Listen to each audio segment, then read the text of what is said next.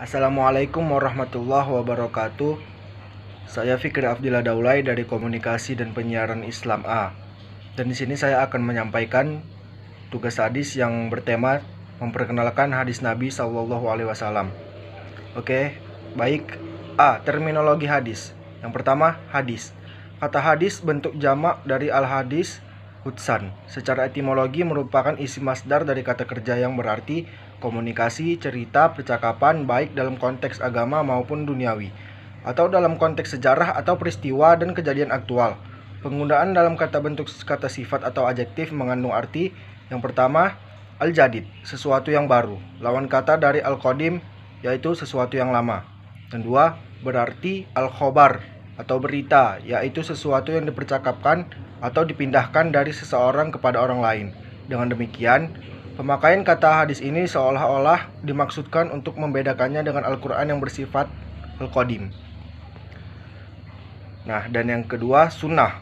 Sunnah secara etimologi berarti jalan lurus dan berkesinambungan, yang baik maupun yang buruk, sebagaimana yang dapat dilihat dari perkataan Rasul, yaitu barang siapa yang merintis suatu jalan yang baik, maka ia akan memperoleh pahalanya, dan juga pahala orang yang mengamalkan sesudahnya. Tidak mengurangi yang demikian itu akan pahala mereka sedikit pun, dan siapa yang merintis jalan yang buruk, ia akan menerima dosanya dan dosa orang yang mengamalkan tanpa mengurangi dosanya sedikit pun.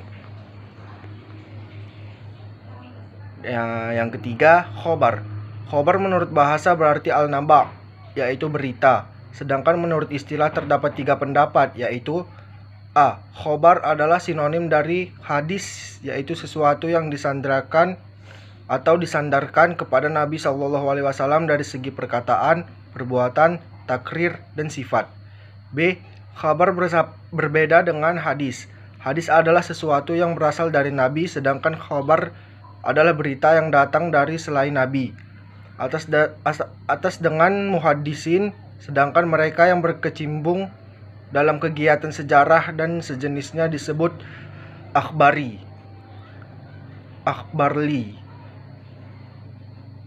Dan yang C, khobar lebih umum dari hadis-hadis adalah sesuatu yang berasal dari Nabi. Sedangkan khobar adalah sesuatu yang datang dari Nabi atau dari selain Nabi atau orang lain. Pendapat ini, maka seorang ahli al-hadis atau ahli al-sunnah. Sedangkan menurut tinjauan istilah sebagaimana dikemukakan oleh Ibnu Hajar al-Asqalani, khobar adalah hadis-hadis yang termaksud marfu', mauquf, dan maktu. Hanya fuqaha Khurasan yang sedikit membedakan khobar dan atsar. Menurut mereka, khobar hanya mauquf, sedangkan atsar berarti hanya termasuk hadis maktu. Dan yang keempat, atsar. Atsar secara etimologi berarti bakiyat al-syal, yaitu sisa atau peninggalan sesuatu. Sedangkan pengertiannya secara terminologi ada 2 pendapat. Yang pertama, atsar adalah sinonim dari hadis, yaitu segala sesuatu yang berasal dari Nabi SAW. Dan yang kedua, atsar adalah berbeda dengan hadis, yaitu sesuatu yang disandarkan kepada sahabat dan tabi'in, yang terdiri atas perkataan dan perbuatan. Jumhur ulama cenderung menggunakan istilah khobar dan atsar untuk segala sesuatu yang disandarkan kepada Nabi SAW dan demikian juga kepada sahabat dan tabi'in. Namun, para fuqaha Khurasan membedakannya dengan mengkhususkan al-ma'ukuf, yaitu berita yang disandarkan kepada sahabat dengan sebutan atsar, dan al-marfu', yaitu segala sesuatu yang disandarkan kepada Nabi SAW dengan istilah khobar. B. Kedudukan dan fungsi hadis. Pada masa Rasulullah, tidak ada sumber hukum selain Alkitab atau Al-Quran dan Al-Sunnah. Di dalam Allah Ta'ala terdapat pokok-pokok yang bersifat umum bagi hukum-hukum syariat, tanpa pemaparan rincian keseluruhannya dan pencabangannya, kecuali yang sejalan dengan pokok-pokok yang bersifat umum itu, yang tidak pernah berubah oleh bergulirnya waktu dan tidak berkembang lantaran keberagaman manusia dan lingkungan dan tradisi masing-masing. Fungsi hadis yang utama adalah untuk menjelaskan Al-Quran.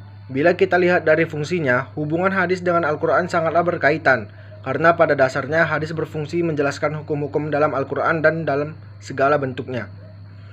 Mungkin ini saja yang dapat saya sampaikan. Lebih dan kurangnya saya mohon maaf, dan kepada Allah saya mohon ampun. Usikum wa nafsi bitaqwallah. Assalamualaikum warahmatullahi wabarakatuh.